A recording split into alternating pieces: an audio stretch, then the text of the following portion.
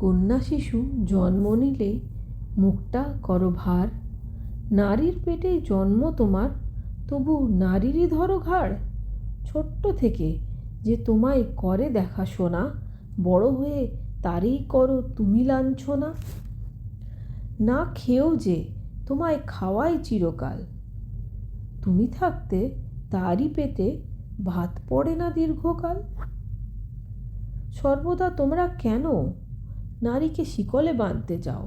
কোন অপরাধে নারীকে তোমরা চোখের জলে ভাসাও?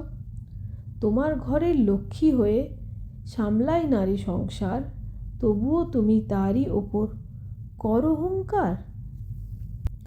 না না, ভাববেন না এটা আমার লেখা নয়। কলমে হচ্ছে নিশিতা আর কণ্ঠে হচ্ছে সুমনা। কোনো একটা সোশ্যাল মিডিয়াতে এই কবিতাটা শুনেছিলাম, ভাবলাম আপনাদেরকেও একটু শোনাই। আমি এতটাও ট্যালেন্টেড নই, খুবই সাদামাটা সাধারণ একটা মেয়ে।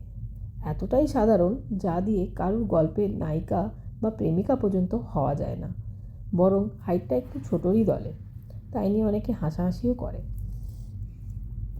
আমি সুবক্তাও নই, মেপে গুছিয়ে কথা বলতেও পারি না, তাই আমার কোনো সেইভাবে ফ্রেন্ড সার্কেলও নেই।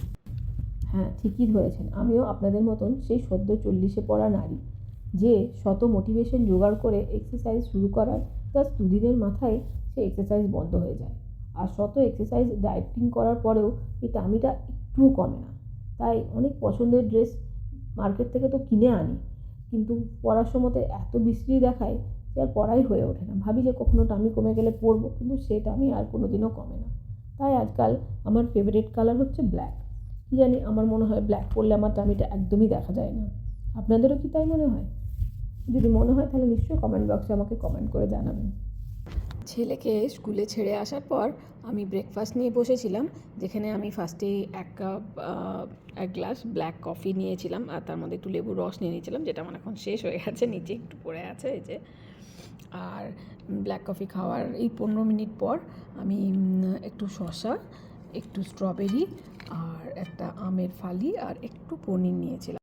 তবে সেই ছোট্ট থেকে শুনে আসছি প্রত্যেকের মধ্যেই একটা সুপ্ত প্রতিভা থাকে। এখন এই বয়সে এসে আমি নিজের একটা খুব ভালো গুণ আবিষ্কার করেছি, যেটা হচ্ছে আমি যদি খুব কঠিন পরিস্থিতির মধ্যেও পড়ে যাই, তাহলে সহজেই ধৈর্য হারিয়ে ভেঙে পড়ি না, আস্তে আস্তে নিজেকে সামলে নিতে পারি।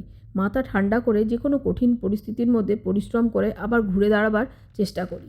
তবে আমার মতন যারা 40+ নারী, তাদের আর জিরো থেকে শুরু করতে হবে না। আমাদের সবথেকে বড় অস্ত্র হচ্ছে আমাদের লাইফের এক্সপিরিয়েন্স। চলুন তাহলে 40-র পর আবার রিফ্রেশ বাটন প্রেস করে ঘুরে দাঁড়ায়, নিজের অনুপ্রেরণা খুঁজে বার করার জন্য গবেষণা শুরু করি, সমস্ত নেগেটিভিটি এড়িয়ে চলি, অতীতকে টাটা বাই বাই করে আবার ইতিবাচকভাবে নতুন করে কর্মজীবনে শুরু করার কথা বিবেচনা করি। এটা আমার মনের দৃঢ় বিশ্বাস, যদি আমরা আমাদের স্বপ্ন বা কোনো লক্ষ্যকে স্থির করে সেই দিকেই দৌড়াতে থাকি, তাহলে একদিন না একদিন আমরা জয়ী হবই হব।